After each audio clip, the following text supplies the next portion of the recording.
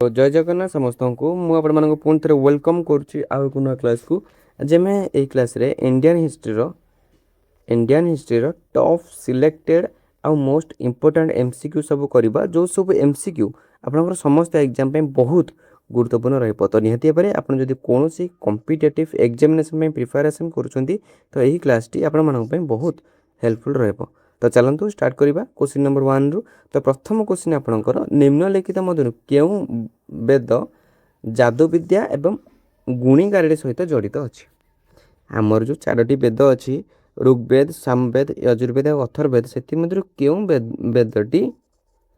वेदटी क्या सहित ना जादू विद्या आउ जो मैजिकल स्पेल्स हो आउ विथ क्राफ्ट है विच क्राफ्ट जोटा कि गुणीगारेड़ी सहित जड़ित अच्छी तो आपंकर ऑप्शन हूँ ऋग्वेद ना सामवेद ना यजुर्वेद ना ऑप्शन डी अथर्वेद तो मन रखु आपंकर सठिक उत्तर हूँ ऑप्शन डी जोटा कि अथर्ववेद है तो अथर्ववेद हूँ जादू विद्या आउ गुणीगारेड़ी सहित जड़ित है नहीं Atharvaveda option D will be the correct answer Atharvaveda कौन ना अथर्ववेद रे जादू विद्या अच्छी रोग निवारण पर मंत्र एवं गुणीगारेड़ी विषय वर्णना रही कौन अथर्ववेद सब वर्णना रही तो परवर्ती प्रश्न को जीवा तो 2 नंबर प्रश्न आपणकर परवर्ती वैदिक जुग कहले कहार संकलन जुग को बुझाए परवर्ती वैदिक जुग कहले कहार संकलन जुग को बुझाए तो आपणकर ऑप्शन हूँ संहिता ना ब्राह्मण ना आरण्यक ना उपरोक्त समस्त तो मन रखु परवर्ती जुग कहले जुगरे कौन हो ना संहिता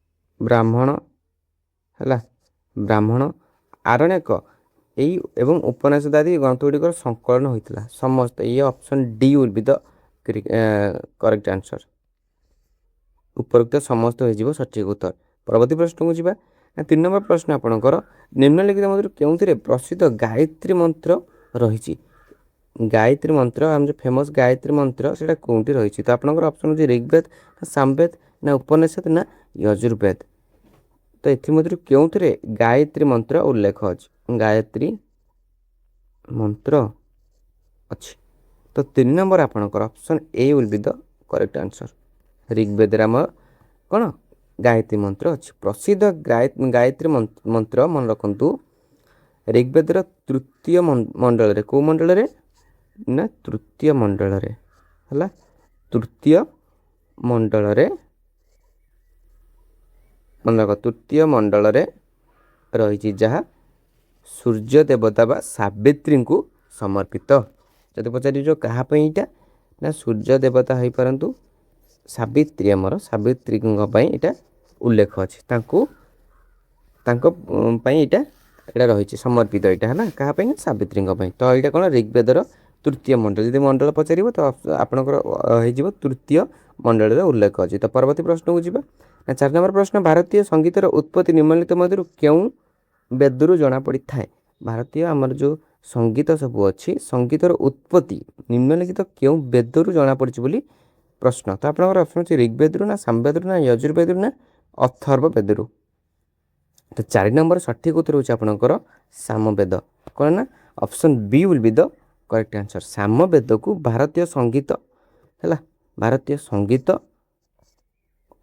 एवं कलार जनक बोली कह जाए क्या ना सामवेद को भारत संगीतर उत्पत्ति से बोली आम जानी था परवर्ती प्रश्न को जीवा 5 नंबर प्रश्न क्यों प्राचीन ग्रंथ रे आपण वर्ण व्यवस्थार सर्वप्रथम उल्लेख पाइबे क्यों प्राचीन ग्रंथ रे आपण वर्ण व्यवस्थार सर्वप्रथम उल्लेख पाइबे आपन ऑप्शन हो ऋग्वेद ना option B Manusmriti option C Atharvaveda ना ऑप्शन डी शतपथ ब्राह्मण है तो मन रखु आपनकर 5 नंबर उत्तर हो ऑप्शन ए ऋग्वेद ऋग्वेद हो सठिक उत्तर कौन पाई ना ऋग्वेद रे 10म मंडल रे कौन होइछि 10म मंडल रे थिबा पुरुष सूक्त रे सर्वप्रथमे 4टी वर्ण गोटा हूँ ब्राह्मण क्षत्रिय वैश्य और शूद्र विषय उल्लेख अच्छी मन रखी था ऋग्वेद 10म मंडल रे पुरुष ପୁରୁଷ ସୂକ୍ତ ସୂକ୍ତରେ ସର୍ବପ୍ରଥମେ 4ଟି ବର୍ଣ୍ଣ ଯେମିତିକି ବ୍ରାହ୍ମଣ କ୍ଷତ୍ରିୟ ବୈଶ୍ୟ ଆଉ ଶୂଦ୍ର ବିଷୟରେ ଉଲ୍ଲେଖ ଅଛି। ତ ଅପସନ୍ ଏ ଆମର ହେଇଯିବ ସଠିକ୍ ଉତ୍ତର। ପରବର୍ତ୍ତୀ ପ୍ରଶ୍ନ, ନା ରାମଚରିତ କିଏ ଲେଖିଥିଲେ? ରାମଚରିତଟା କିଏ ଲେଖିଥିଲେ? ତ ଆପଣଙ୍କର ଅପସନ୍ ହେଉଛି ସନ୍ଧ୍ୟାକର ନନ୍ଦୀ, ଅପସନ୍ ବି ତୁଳସୀ ଦାସ, ନା ଅପସନ୍ ସି କାଳିଦାସ, ନା ଅପସନ୍ ଡି ବାଣ ଭଟ୍ଟ। କ'ଣ ହେଇଯିବ ସଠିକ୍ ଉତ୍ତର? ଯିଏ କି କ'ଣ ନା ରାମଚରିତ ଲେଖିଥିଲେ। ତ ମନେ ରଖନ୍ତୁ ରାମଚରିତ ସନ୍ଧ୍ୟାକର ନନ୍ଦୀ ଯିଏ ଥିଲେ, ଅପସନ୍ ଏ ଆମର ହେଇଯିବ ସଠିକ୍ ଉତ୍ତର ହେଲା। ତ ଧ୍ୟାନ ଦେବେ, ସନ୍ଧ୍ୟାକର ନନ୍ଦୀ ରାମଚରିତ୍ର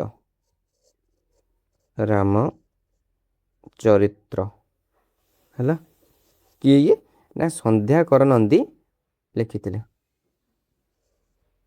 କିନ୍ତୁ ରାମଚରିତ୍ର ମାନସ ଯଦି କହିବ ସେଇଟା ଗୋସ୍ୱାମୀ ତୁଳସୀ ଦାସ ଲେଖିଥିଲେ ହେଲା।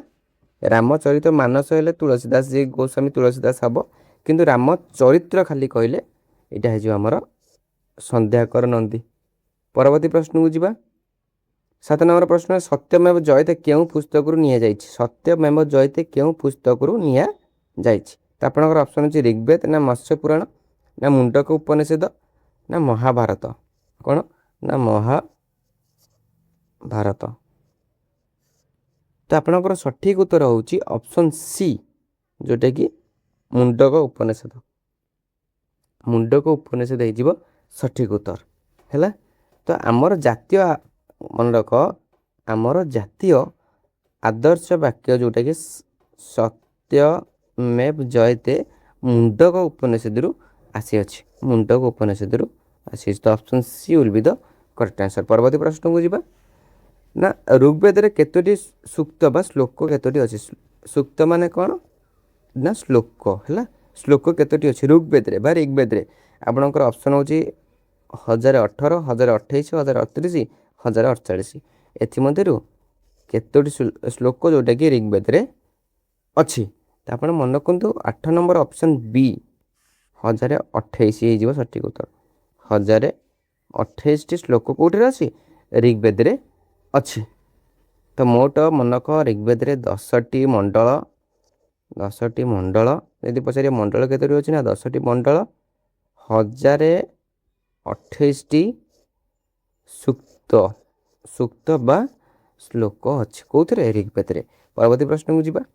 ନା ମୁଦ୍ରା ରାକ୍ଷାସ କାହା ଦ୍ୱାରା ଲେଖାଯାଇଥିଲା? ମୁଦ୍ରା ରାକ୍ଷାସ କାହା ଦ୍ୱାରା ଲେଖାଯାଇଥିଲା? ତ ଆପଣଙ୍କର ଅପସନ୍ ହେଉଛି କାଳିଦାସ, ନା ଅପସନ୍ ବି ବିଶାଖା ଦତ୍ତ, ନା ଅପସନ୍ ସି କୌଟଲ୍ୟ, ନା ଅପସନ୍ ଡି ଭାରବୀ। ତ ମନେ ରଖନ୍ତୁ ମୁଦ୍ରା ରାକ୍ଷାସ କିଏ? ନା ବିଶାଖା ଦତ୍ତ ଲେଖିଥିଲେ। କିଏ ଲେଖିଥିଲେ? ନା ବିଶାଖା ଦତ୍ତ ଲେଖିଥିଲେ। ତ option B will be the correct answer. ମୁଦ୍ରା ରାକ୍ଷାସ ମନେ ରଖ ଏକ ପ୍ରସିଦ୍ଧ ସଂସ୍କୃତ ନାଟକ ଯେଉଁଥିରେ ଚନ୍ଦ୍ରଗୁପ୍ତ ମୌର୍ୟଙ୍କ ଦ୍ୱାରା ନନ୍ଦବଂଶର ପତନ ବିଷୟରେ ବର୍ଣ୍ଣନା କରାଯାଇଛି।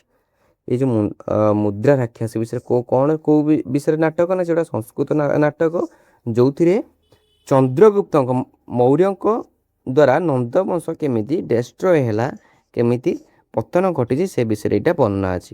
ତ ଅପସନ୍ ବି, ଯିଏକି ବିଶାଖା ଦତ୍ତ ମୁଦ୍ରା ରାକ୍ଷାସ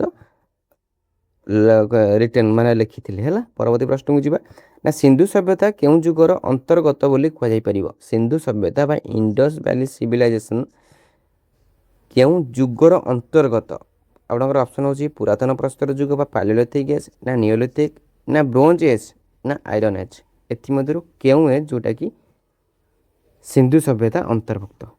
ତ ମନେ ରଖନ୍ତୁ 10 ନମ୍ବର ଆପଣଙ୍କର ଅପସନ୍ ସି, ଯେଉଁଟାକି ବ୍ରୋଞ୍ଜ ଏଜ୍ ହେଲା। ବ୍ରୋଞ୍ଜ ଏଜ୍ ହେଇଯିବ ସଠିକ୍ ଉତ୍ତର। ତ option C will be the correct answer. Sindhu ସଭ୍ୟତା ହେଉଛି ଏକ ବ୍ରୋଞ୍ଜ ଯୁଗୀୟ ବା ତାମ୍ର ଯୁଗୀୟ ସଭ୍ୟତା ଅଟେ ହେଲା। ତ ବ୍ରୋଞ୍ଜ ଏଜ୍ ସହିତ ଅନ୍ତର୍ଗତ। ପରବର୍ତ୍ତୀ ପ୍ରଶ୍ନକୁ ଯିବା। ନା ଭାରତ ବିଭାଜନ ପରେ ସବୁଠାରୁ ଅଧିକ ସଂଖ୍ୟକ ହରପ୍ପା ସହର ଏବଂ ବସତି କେଉଁଠାରେ ମିଳିଛି? ଭାରତ ଯେତେବେଳେ ବିଭାଜନ ହେଲା ତାପରେ ସବୁଠାରୁ ଅଧିକ ସଂଖ୍ୟକ ହରପ୍ପା ସହର ଏବଂ ବସତି କେଉଁଠାରେ ମିଳିଛି? ଆପଣଙ୍କର ଅପସନ୍ ଅଛି ପଞ୍ଜାବରେ, ନା ରାଜସ୍ଥାନରେ, ନା ଅପସନ୍ ସି ଗୁଜୁରାଟ, ନା ଅପସନ୍ ଡି ହରିୟାଣାରେ। ଏଥିମଧ୍ୟରୁ କେଉଁ ରାଜ୍ୟରେ ଅଧିକ କ'ଣ ନା ହରପ୍ପା ସହରର ସଂଖ୍ୟକ ବା ହରପ୍ପା ସହର ବସତି ମିଳିଛି? ତ ମନେ ରଖନ୍ତୁ ଆପଣଙ୍କର ଅପସନ୍ ସି जोटाकि गुजरात हो सठिक उत्तर। गुजरात रे भारत विभाजन पर सबुठ अधिक संख्यक घर बा सहर एवं बसती गुजरात सहर गुजरात रे मिली। तो स्वाधीनता पर है सबुठ अधिक हरबा स्थल गुजरात रे जेपरिक कौन कहीपर आम लोथाल लोथाल आउ ढोलावीरा हाँ ना नहीं ढोलावीरा आविष्कृत हो कौटी ना गुजरात। परवर्ती प्रश्न को जीवा ना समस्त हरबा स्थल मिलुवा सबुठ साधारण पशु चित्रटी कौन सबुतक साधारण कमन पशु चित्रटी कौन मिलता हरपा सहर कथा पड़ी। तो आपंकर ऑप्शन हो एक सिंगा बलद ना गाई ना हाथी ना बाघ। तो मन रखु ऑप्शन आमर ए हो सठिक उत्तर एक सिंगा बलद यूनिहर्न बुल है। तो एक सिंगा बलद जोटा कि हरप्पा सहस्थल मिलुवा सब साधारण पशु चित्र बुझीपार। तो हरप्पार मन रखिथा हरप्पार सील मोहर गुड़िकर जो सील मोहर थाए सील मोहर गुड़िकर एक सिंगा विशिष्ट पशुर चित्र सबुठार अधिक देखा मिलता है कौटी ना हरप्पा सहरर हरप्पार सील मोहर गुड़िकर देखा मिलता है जोटा कि एक सिंगा बलदर चित्र सबुठार अधिक मिलता है। तो ऑप्शन ए आमर हो सठिक उत्तर। परवर्ती प्रश्न को जीवा 13 नंबर प्रश्न आपंकर सिंधु सभ्यतार लोक अर्थनीति क्या उपर आधारित थिला। सिंधु सभ्यतार जो थे लोक मैंने से अर्थनीति बुझीपार इकोनोमी क्या उपर आधारित थिला। तो आपंकर ऑप्शन अच्छे कृषि ना व्यापार और वाणिज्य ना शिल्प ना उपरोक्त समस्त उपर निर्भर थिले। 13 नंबर आपण ऑप्शन डी कृषि थिला व्यापार वाणिज्य थिला शिल्प बा कला क्राफ्ट थिला। तो मन रख सिंधु सभ्यतार अर्थनीति उन्नत कृषि है गृहपालन बा पशुपालन सूक्ष्म कला शिल्प एवं वैदेशिक व्यापार उपर निर्भरशील थिले कौ माने सिंधु सभ्यतार लोक मैंने। तो option D will be the correct answer. परवर्ती प्रश्न को जीवा 14 नंबर प्रश्न ना निम्नलिखित मध्य क्यों हरप्पा स्थल एक पोताश्रय बा डकयार्ड मिली डकयार्ड कौटी मिली। तो आपंकर ऑप्शन हो हरप्पा ना लोथाल ना ऑप्शन सी कालीबंगान ना ऑप्शन डी रोपार। तो 14 नंबर आपन सठिक उत्तर हो लोथाल कौन ऑप्शन बी लोथाल। तो मन रख गुजरात है गुजरात भोगादा कौन मन रख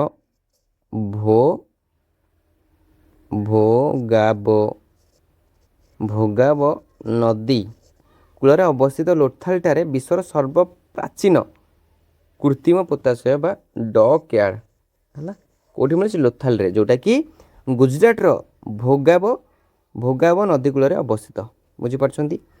तो परवर्ती प्रश्न को जीवा निम्नलिखित मध्य क्या सिंधु सभ्यतार लोक मैंने पूजा करूँ। तो आप ऑप्शन हो देवी मदर गणेश मातृदेवी पशुपति शिव ना त्रिमूर्ति ना ट्री लाइक पीपल माने अस्वस्थ गछ एमध्य क्या से पूजा करूँ नथिले पचारि। तो 15 नंबर मन रखिता त्रिमूर्ति को पूजा कर नथिले option C will be the correct answer.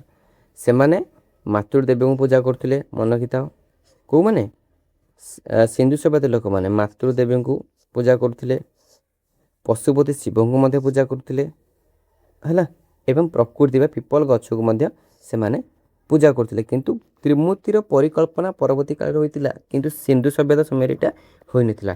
तो ऑप्शन सी जोटा कि त्रिमूर्ति से माने त्रिमूर्ति को पूजा करू नथिले। परवर्ती प्रश्न को जीवा निम्नलिखित मध्य केउं धातु विषय सिंधु सभ्यतार लोक मैंने जानि नथिले। सिंधु सभ्यतार लोक मैंने बा इंडस भ्याली पीपुल माने केउं धातु पर तांकर किछि भी धारणा नथिला केउं धातु। आपनकर ऑप्शन जे तंबा ना कंसा ब्रोंज ना गोल्ड ना आयरन एमध्य केउं धातु विषय इंडस भ्याली पीपुल माने बा सिंधु सभ्यतार लोक मैंने अजଣା थिले बा जानि नथिले। तो मन रखिथा ऑप्शन डी जोटा कि आयरन उपर तांकर किछि भी धारणा नथिला। तो option D will be the correct answer. 16 number Sindhu सभ्यतार लोक मैंने लुहार व्यवहार विषय आद्य जानि नथिले। एटा जदि पचारि आयरन आयरन केबे जानिले ना वैदिक एज रे वैदिक जुगर वैदिक एज रे माने आयरन व्यवहार आविष्कार होइथिला हैला। परवर्ती प्रश्न को जीवा ना प्राचीन स्थल एवं सेगुड़िकर अवस्थिति संबंध में निम्नलिखित मध्य केउंटी केउं ଯୋଡ଼ିଟି ଭୁଲ। 17 ନମ୍ବର କ'ଣ ନା ପ୍ରାଚୀନ ସ୍ଥଳ ଏବଂ ସେଗୁଡ଼ିକ ଅବସ୍ଥିତି ସମ୍ବନ୍ଧରେ ନିମ୍ନଲିଖିତ ମଧ୍ୟରୁ କେଉଁ ଯୋଡ଼ିଟି ଭୁଲ? ତ ଆପଣଙ୍କର ଅପସନ୍ ହେଉଛି ରୋପାର ପଞ୍ଜାବ ନା ଆଲାମଗୀରପୁର ଉତ୍ତରପ୍ରଦେଶ ନା କାଲିବଙ୍ଗାନ ଗୁଜରାଟ ନା ବନୱାଲି ହରିୟାଣା। ଏଥିମଧ୍ୟରୁ କେଉଁ ଯୋଡ଼ିଟି କେଉଁ ପେୟାର୍ସଟି ଠିକ୍ ବୋଲି ପଚାରିଛି 17 ନମ୍ବର। ତ ଭୁଲ ବୋଲି ପଚାରିଛି 17 ନମ୍ବର।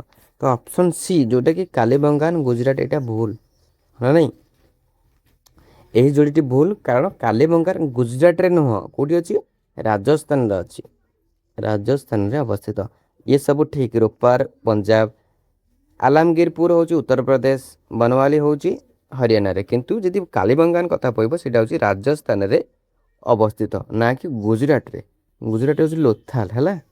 ପରବର୍ତ୍ତୀ ପ୍ରଶ୍ନକୁ ଯିବା ନା ହରପ୍ପା ସଭ୍ୟତାର ଚିହ୍ନ ପ୍ରଥମେ କିଏ ଆବିଷ୍କାର କରିଥିଲେ? ହରପ୍ପା ସଭ୍ୟତାର ଚିହ୍ନ ପ୍ରଥମେ କିଏ ଆବିଷ୍କାର କରିଥିଲେ? ମାନେ who was the first to discover trace of Harappan civilization. ତ ଆପଣଙ୍କର ଅପସନ୍ ଏ ହେଉଛି ସାର୍ ଜନ୍ ମାର୍ଶାଲ ନା ଆର୍.ଡି. ବାନାର୍ଜୀ ନା ଏ କନିଙ୍ଗମ୍ ନା option D Dayaram Sawhney. Option C will be the correct answer. 18 number option C will be the correct answer. କାହିଁକି ନା ହରପ୍ପା ସଭ୍ୟତାର ଚିହ୍ନ ପ୍ରଥମେ ଏ କନିଙ୍ଗମ୍ କ'ଣ କରିଥିଲେ? ଆବିଷ୍କାର କରିଥିଲେ। ତ ମନେକ 1875 ମସିହାରେ ଆଲେକ୍ଜାଣ୍ଡାର କନିଙ୍ଗମ୍ ସର୍ବପ୍ରଥମେ ଏକ ହରପ୍ପା ସିଲ୍ ଆବିଷ୍କାର କରି ଏହାର ଚିହ୍ନ ପାଇଥିଲେ। କେଉଁ ମସିହାରେ? ନା 1875 ମସିହାରେ। ଯଦିଓ ବ୍ୟବସ୍ଥା ଖନନ 1921ରେ ହୋଇଥିଲା, ଦୟାରାମ ସାହାନୀ କରିଥିଲେ ଆମର ଯେଉଁ ଦୟାରାମ ସାହାନୀ ହେଲା, ସାହାନୀ ବା ଦୟାରାମ ସାହାନୀ କରିଥିଲେ। କିନ୍ତୁ ପ୍ରଥମେ 1875ରେ କିଏ? ଏ କନିଙ୍ଗମ୍ ବା ଆଲେକ୍ଜାଣ୍ଡାର କନିଙ୍ଗମ୍ ଏକ ହରପ୍ପା ସିଲ୍ ଆବିଷ୍କାର କରି ଏହାର ଚିହ୍ନ ପାଇଥିଲେ। ତ option C will be the correct answer. ପରବର୍ତ୍ତୀ ପ୍ରଶ୍ନକୁ ଯିବା। ହରପ୍ପା ସଭ୍ୟତାର ଲିପି କିପରି ଥିଲା? ହରପ୍ପା ସଭ୍ୟତାର ଲିପି କିପରି ଥିଲା? ତ ଆପଣଙ୍କର ଅପସନ୍ ହେଉଛି ଚିତ୍ରଲିପି ନା ବ୍ରାହ୍ମୀ ନା ଅପସନ୍ ସି ଖରଷ୍ଠି ନା ଅପସନ୍ ଡି ସଂସ୍କୃତ। ତ ମନେ ରଖନ୍ତୁ ହରପ୍ପା ସଭ୍ୟତାର ଲିପି ଚିତ୍ରଲିପି ଥିଲା। Option A will be the correct answer ହେଲା। ତ ହରପ୍ପା ଲିପି ଚିତ୍ରଲିପି ଥିଲା, ଯାହାକୁ ଆଜି ପର୍ଯ୍ୟନ୍ତ ପଢ଼ାଯାଇ ପାରିନାହିଁ। ଚିତ୍ରଲିପି।